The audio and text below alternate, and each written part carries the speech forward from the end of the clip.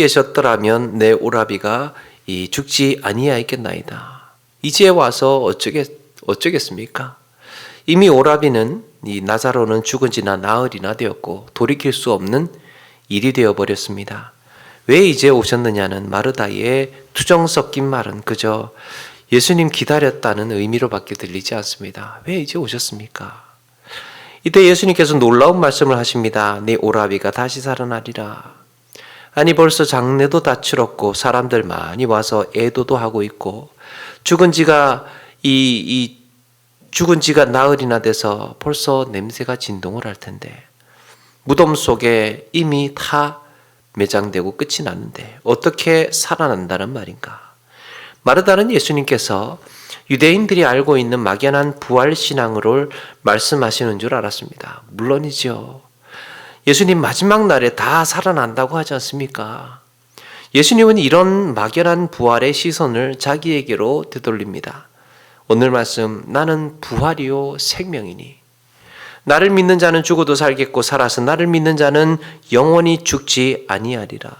네가 믿느냐? 내가 부활이고 내가 생명이다. 유대인들의 전통 속에서 믿고 있는 그것 말고 나를 믿어야 살고 나를 믿어야 생명을 얻는다. 그렇게 나를 믿으면 죽은 자도 살아날 것이고 살아서 믿는 자는 영원히 죽지 않을 것이다. 마르다와 마리아는 여기에 예수님의 말씀을 믿음으로 고백을 했고 그렇게 이 나사로가 다시 살아나는 기적을 목격하게 됩니다. 아마도 나사로는 그 후에 다시 살아난 후에 이 영원히 살지는 못했을 겁니다. 그렇게 나사로가 살아났더라도 다른 사람들과 같이 다시 나이가 들어갔을 테고 때가 되면 그렇게 죽었을 것입니다. 그런데 예수님은 이 나사로가 다시 살아났던 표적을 통해서 예수님의 부활을 세상에 알리셨습니다. 이렇게 부활하게 될 것이다. 예수님의 제자들이 나중에 사도가 되고 전도를 하고 선교를 떠나면서 그들이 전한 복음이 무엇입니까? 너희가 십자가에 죽게 하신 예수께서 다시 살아나셨다는 거예요. 그들이 전한 복음은 예수님이 다시 사셨다는 겁니다. 그들은 예수님의 부활을 증거했습니다. 그리고 이 일에 우리가 증인이다. 그렇게 선포를 합니다. 산 사람들이 죽었을 때도 산 사람이 죽었을 때 그 죽음을 증언하려면 내가 죽는 거 봤다라고 증언을 하려면 여러분 법정에서 여차하면 그거 잘못 증언을 하면 처벌을 각오해야 됩니다. 산 사람이 죽을 때 내가 봤다. 이것도 처벌을 각오해야 되는데 이게 잘못 증언하게 되면 오히려 자기가 처벌을 받게 되죠. 그런데 죽은 사람이 살아나셨다라는 사건을 거기에 증인이 될 때는 어떻겠습니까? 여차하면요. 여기에는 목숨을 걸어야 할지 모릅니다.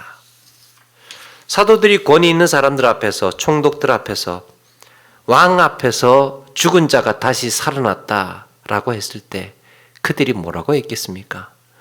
너 그 말에 책임질 수 있어. 너 그 말에 책임질 수 있어. 당신 이 일에 목숨 걸 수 있어. 라고 했을 때 기꺼이 생명을 걸어야 했습니다. 그게 사도들이에요. 세상에 죽은 지 사흘 만에 죽었다가 다시 살아났다는 소식이 얼마나 그들에게 그 시대에 뜨거운 이슈가 되었겠습니까?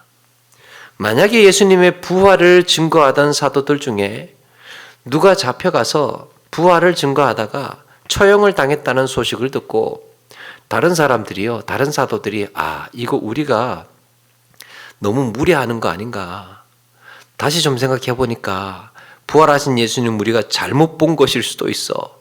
이러면서 한 발을 빼고 한 발을 물러났다면 더욱이 예수님께서 정말 부활하신 게 아니고 잠시 환상 중에 보이신 일이라고 했다면 이들의 증언을 아무도 믿지 않았을 거예요. 놀랍지 않습니까? 그 중에서 한 사람이라도 겁을 먹고 내가 좀 잘못 본 것 같아 라고 허위 증언을 했다면 두려운 나머지 예수님의 복음, 예수님의 부활을 증거하는 그 수백 명의, 나중에는 500여 형제들에게도 보였다고 그랬으니까 그 수백여 형제들이 그 중에 단 한 사람이라도 제가 환상을 본 것 같아요, 잘못 봤어요, 그렇게 만약에 증언을 했다면, 살려고 증언을 했다면 그 이후에 나머지 수백 명의 정말 목숨 걸고 증언하는 사람들의 그 증언은요, 사람들이 믿어주지 않을 거예요. 왜냐? 거짓 증언 한 명이 진짜 증인이 되는 순간이기 때문에. 얘가 몇 날 며칠 날 그렇게 증언했어, 그 환상이었다고 증언했어, 그러면 끝나는 거였습니다. 예수님의 부활, 그걸로 그냥 하나의 소동이 되는, 그걸로 끝나는 거였습니다. 놀랍습니다. 그런데 단 한 명도 겁에 질려서, 단 한 명도 두려워서 제가 잘못 봤습니다라고 이야기를 하지 않았습니다. 이거는요, 정말 예수님이 부활하신 것만큼 놀라운 기적이에요. 놀라운 사건이에요. 그만큼 사도들과 전도자들에게 있어서 부활에 대한 확신, 부활에 대한 충격은 그만큼 엄청났다는 거예요. 단 한 사람도 이거 부활이 아니야, 환상일 거야, 이렇게 치부하지 않고 너도 나도 여기에 목숨 걸 수 있어. 이만큼 부활이라는 것이 그들의 모든 삶을 뒤집어 놓는 일이었을 것입니다. 사도들이 하나같이 부활을 그렇게 부정하지를 않았습니다. 500여 선지자들, 500여 그 신자들에게 부활하신 주님께서 나타나셨을 때 그들은 모두 부활의 증인으로 나섰고요, 하나같이 부활을 증거하다가 모조리 순교하게 됩니다. 이것이 부활의 복음을 들은 사람들이 부활의 복음을 부정할 수 없었던 이유예요. 너도 나도 서로 목숨을 걸고 생명 걸고 이 부활의 복음을 증거했던 이유 때문에, 야, 저거 정말인가 보다, 정말 부활하셨나 보다. 그렇다면 이런 부활이 우리에게도 같은 증거로 성경에서 말씀하고 있는 것입니다. 부활은 삶의 전반을 뒤집어 놓는 역할을 합니다. 부활은 인생이 달라지는 것이고요, 부활에 대한 소식은 우리의 살아가는 모든 삶의 방향과 목적과 이유와 의미를 다르게 만들어, 새롭게 만들어 놓는 이런 큰 충격적인 사건이에요. 부활을 믿는다는 것은 매우 어마어마한 비밀을 가지고 있는 사람들이에요. 예수님을 믿는다는 것이 무엇입니까? 우리가 믿는 사람이라고 하잖아요. 신앙생활 한다라고 했을 때 이 믿는다는 것이 뭘 믿느냐 하면요, 예수님께서 십자가에 달려 죽으셨다가 부활하신 것을 믿는다는 거예요. 우리의 믿음은 부활을 믿는 겁니다. 부활 믿으면, 제가 지난번에도 말씀드렸지만 부활 믿으면요 다 믿는 겁니다. 다. 그만큼 우리에게 이 부활은 큰 비중을, 우리 믿음의 큰 비중을 차지를 합니다. 그렇다면 부활이 오면, 그 부활의 날이 오게 되면 우리는 어떻게 되는 걸까? 예수님께서 다시 이 땅에 오시면 우리는 어떻게 되는 걸까? 이거는 너무나 당연한 말이지만 부활의 날이 오면 죽었던 자가 다시 살아나게 됩니다. 다시 살아나게 됩니다. 그런데 이것은 다시 살아난다는 이 사실조차도요, 우리가 다시 살아난다, 이 사실조차도 이것은 너무나 놀라운 일이 아닐 수 없습니다. 놀라운 일이에요. 왜 그렇습니까? 사람은 누구나 죽기 때문입니다. 누구나. 한 사람도 예외 없이 죽음을 피할 수가 없습니다. 그러고 보면 정말 이것은 놀라운 기적입니다. 사람의 심장이요, 가만히 생각을 해보니까 사람의 심장이 하루도 멈추지를 않고 그렇게 뛰고 있는 것도 기적이죠. 어떻게 요즘 같으면 90살, 100살도 산다는데 어떻게 90년, 100년 동안 시키지도 않은 일을 그렇게 심장이 계속해서 매 순간 뛰고 있는 걸까?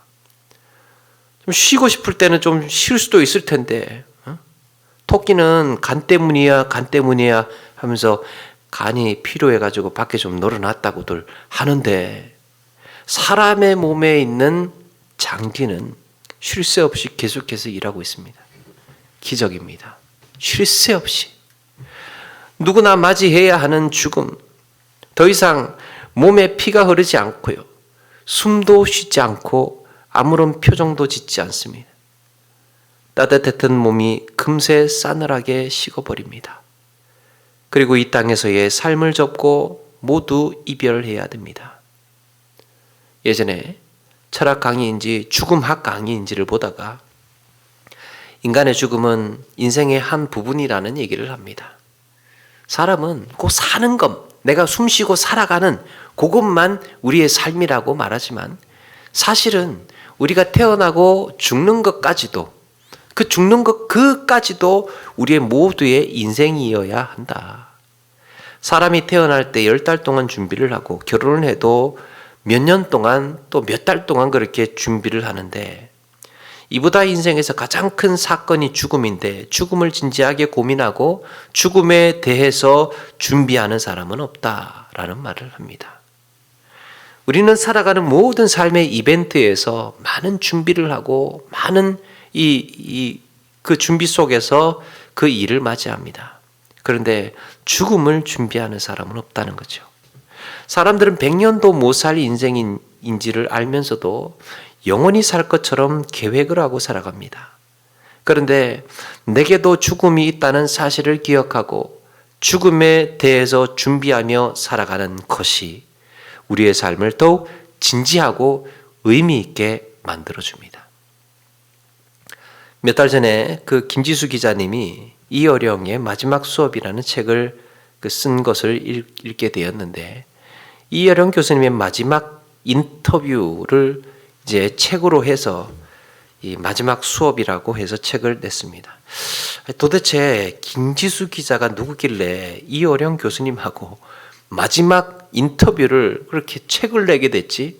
아무나 안 시켜줄 텐데 이렇게 생각을 하고 김지수 기자를 찾아봤더니 이분이 국보급 인터뷰어더라고요. 세계에 있는 대통령들, 학자들, CEO들 이런 손에 우리가 이름만 대면 다 아는 사람들을 다 인터뷰하고 다녔던 사람이더라고요.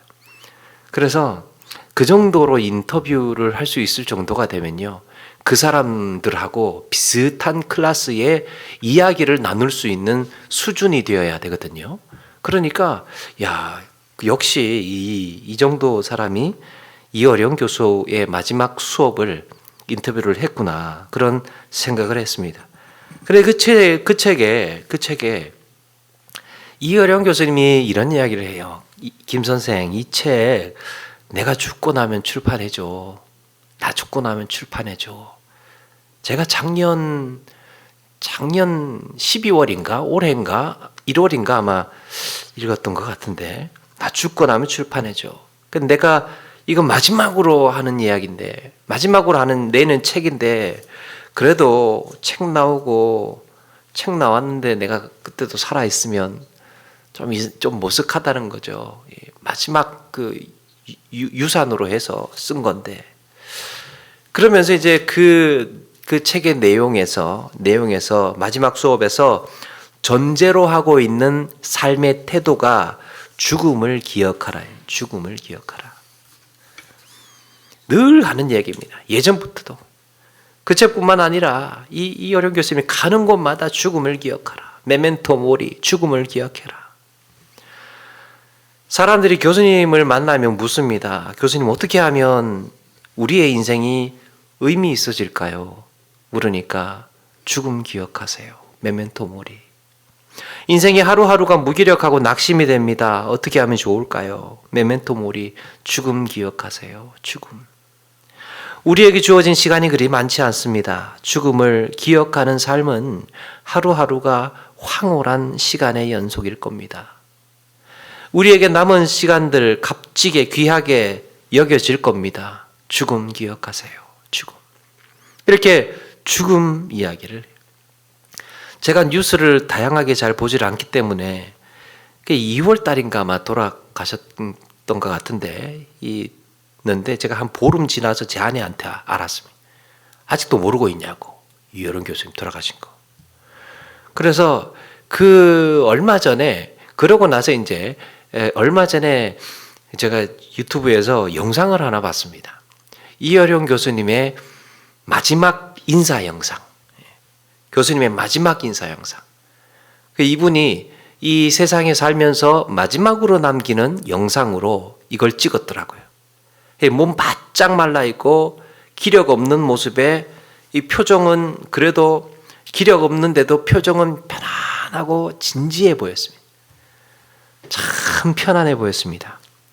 그러면서 그 영상에서 제가 이제 마지막으로 제대로 인사를 해야겠습니다 하면서 인사를 합니다. 여러분 잘 있으세요.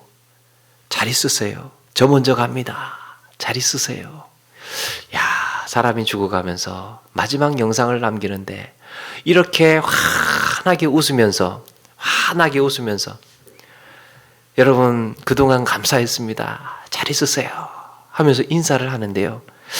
야, 참 어떻게 인생의 마지막에서 저렇게 편하게 인사를 할 수 있을까 하는 생각을 해보았습니다. 그분에게 죽음에 대한 두려움도 없었고 미련도 남지 않았습니다. 훌훌 털고 인사를 하면서 잘 있으라고.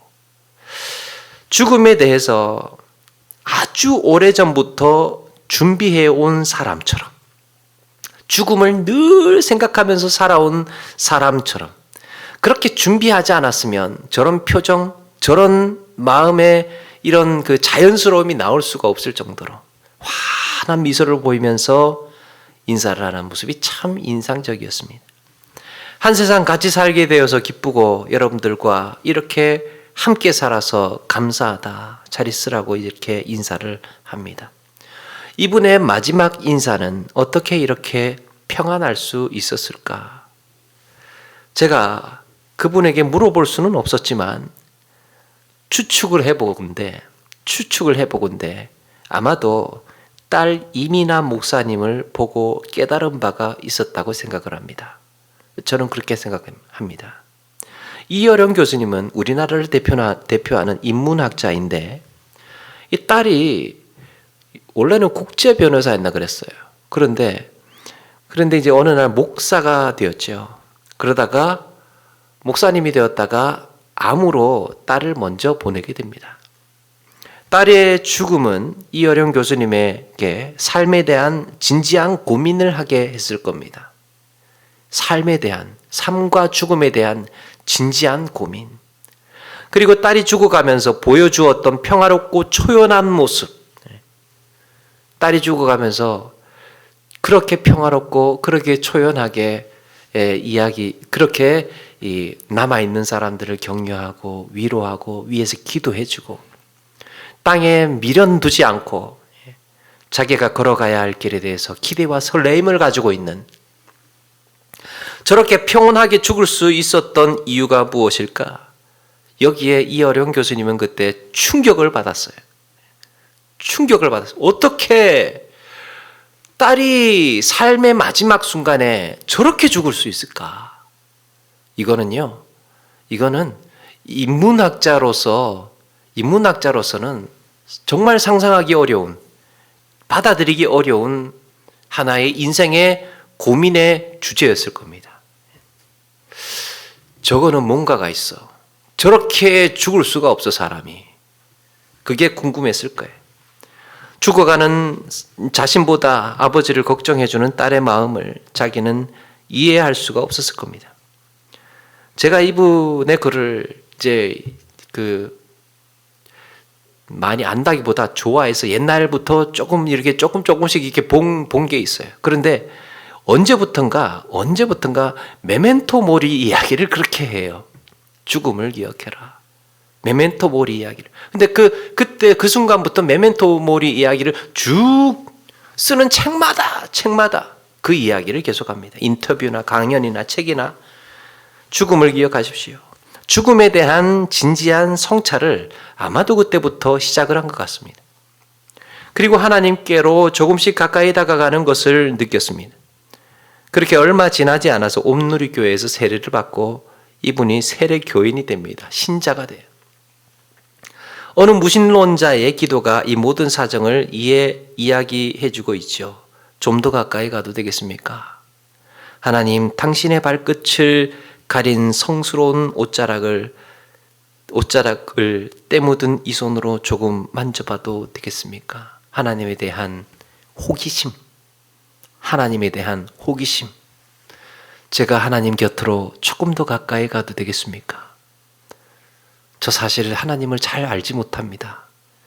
그런데 하나님 곁으로 조금 더 가까이 가고 싶습니다. 이런 고민들이 그런 그의 책에서 여러 가지 많이 나와 있습니다. 이여론 교수님의 죽어가는 그 평온한 모습은 오래전에 딸 이민아 목사님이 죽어갈 때와 꼭 닮아 있었습니다. 그렇다면 어떻게 이들은 이런 죽음을 맞이할 수 있었는지 우리의 대답은 분명해 보입니다. 바로 다시 살아날 것을 믿고 있었다는 거예요. 다시 살아날 것을 믿고 있는, 부활의 진리를 아는 자가 가진 힘이에요. 이게 죽고 끝나면 사람 다 똑같지 않습니까? 죽고 끝난다는 게 예를 들어 기정사실이라고 한다면, 그걸로 끝이라고 한다면, 정말 속된 말로 우리가 숨쉬고 있는 이 세상이 전부라면, 여기에 사는 날 동안 진짜 뭐 오만 짓을 다 하겠죠. 세상이 뒤집어져도 반드시 오고야 말 것이라는 이 믿는 자의 부활. 여러분, 이것이 우리의 삶에서 가장 큰 용기와 소망이 되는 줄로 믿습니다. 부활이 있기 때문에 이 세상에 미련두지 않을 수 있습니다. 부활이 있기 때문에 이 세상이 다라는 사실에 집착하지 않을 수 있습니다. 왜냐? 더 영광스러운 세상, 더 영광스러운 날들이 우리에게 기다리고 있기 때문에. 그래서 낙심하지 않을 수 있고, 삶을 포기하지 않을 수 있고, 그리고 다가오는 다시 살아날 것을 기대하는 사람의, 믿는 자의 이 걸음이 그렇게 초연하고 의연할 수 있는 것이죠. 열심히 살고, 애쓰면서 열심히 살고, 열심으로 신앙생활하고, 열심으로 섬기다가 헌신하다가 그날이 오면 반가운 것이고, 오는 것이고, 그런 것이죠. 부활을 바라보면서 사는 인생은 하루하루를 그렇게 값지게 살게 해줍니다. 안 믿는 사람들은 어차피 죽으면 다 끝나는데, 그래서 이왕 해볼 거 다 해보고, 구경해볼 거 다 가보고, 사는 동안에 즐길 거 다 즐기면서 어떻게 그렇게 해야 할지, 할 수만 있다면 더라도 해보고 싶지만, 다시 살아날 것을 믿는 자는요, 더 큰 기쁨과 영광의 날이 올 것이기 때문에 오늘 하루를 더욱 말씀 안에서 살려고 하고, 쉽게 절망하거나 낙심하지 않습니다. 부활신앙은 우리를 그런 이유 때문에 잘 무너지지 않게 해줍니다. 부활신앙을 가지고 있는 사람들은 쉽게 낙심하거나 잘 무너지지를 않습니다. 그렇다면 우리가 다시 살게 될 것인데, 과연 어떻게 부활할 것인가? 부활 이후에 우리는 어떻게 변화될 것인지에 대해서는 성경에서 자세하게 잘 기록하고 있지는 않지만, 고린도전서 15장 42절에 보면, 제가 이걸 부활 시리즈로 몇 번 하려고 하는데 미리 조금 말씀을 드린다면, 이 고린도전서 15장 42절 이하에 이렇게 말씀하죠. 썩을 것으로 심고 썩지 아니할 것으로 다시 살아나며, 욕된 것으로 심고 영광스러운 것으로 다시 살아나며, 약한 것으로 심고 강한 것으로 다시 살아나며, 육의 몸으로 심고 신령한 몸으로 다시 살아나리라 그랬습니다. 부활할 때 어떤 형태로, 어떤 모습으로 부활하게 될지를 가르쳐 주는데요. 부활의 때 어떻게 살아난다는 것인가? 썩지 않을 육신으로 살아난답니다. 썩을 것을 심고 다시 썩지 않을 것으로 살아난다. 이게 무슨 말이냐? 더 이상 죽음을 경험하지 않는, 썩지 않는다는 말은 죽음을 경험하지 않는다는 거죠. 썩는다, 후패한다 라는 말은 거기에는 어떤 이야기도 포함되어 있느냐? 썩는다, 우리 몸이 상한다 라는 말에는 더 이상 병들지 않는다, 더 이상 다치지 않는다, 우리 육신이 상처받지 않는다, 상하지 않는다 라는 의미도 포함되어 있습니다. 그러니까 첫 번째 이야기에 썩지 않을 육신으로 부활한다 라는 말에는 무엇을 알 수 있느냐? 죽음도 없고 상처도 없고 질병도 없고 영화된 몸으로 우리가 부활할 것이구나 알 수 있지요. 또 하나, 욕된 것으로 심고 영광스러운 것으로 다시 살아나며 그랬습니다. 욕된 것 이게 무슨 말입니까? 수치스럽고 부정하고 죄인된 영혼이, 수치스럽고 부정한 영혼, 우리의 몸, 우리의 인생, 이런 죄인된 영혼, 우리 죄악된 몸이지 않습니까? 여기에서 부활을 하게 되면 영광스러운 몸으로 다시 새롭게 되어진다는 거예요. 우리의 몸은 거룩한 몸이 된다는 겁니다. 더 이상 수치스러운 몸이 아니라는 거예요. 더 이상 죄가 없고 가슴 아픈 일도 없고 수치라는 단어가 존재하지 않는 에덴의 회복, 그야말로 에덴의 회복. 더 이상 부끄럽지 않는 우리의 몸과 영혼. 세 번째는 약한 것으로 심고 강한 것으로 다시 살아나며 그랬습니다. 사람은 참 약한 존재죠. 쉽게 넘어지고 쉽게 시험 들고요. 쉽게 상처받습니다. 쉽게 상해요.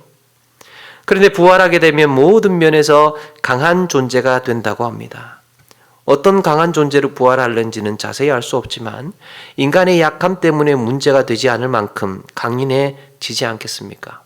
더 이상 약한 존재가 아니라는 겁니다. 네 번째, 육의 몸을 심고 신령한 몸으로 다시 살아나나니 그랬습니다. 육의 몸을 심고 신령한 몸으로 다시 살아난다. 이 육신이라는 말, 이 육신이라는 말, 육신의 몸과 신령한 몸의 차이가 무엇일까? 육신의 몸이라는 말은 창조 질서에 제한을 받는 존재라는 거예요. 창조 질서라는 말은, 창조 질서는 이제 산과 바다, 하늘, 땅, 물, 이런 돌, 이런 자연 사물에 제한을 받는 존재. 그러니까 우리는 돌 던지면 맞으면 아픈 거죠. 사물에 제한을 받는. 물에 뛰어들면 그 물 헤엄쳐야 하는 거죠. 이렇게 높은 산이 있으면 그 산을 넘기 위해서는 땀 뻘뻘 흘리면서 산을 그렇게 넘어가야 됩니다. 이게 육신의 몸이에요. 육신의 몸. 사물의 통제, 사물의 제한을 받는, 그 사물의 창조 질서에 제한을 받는 존재.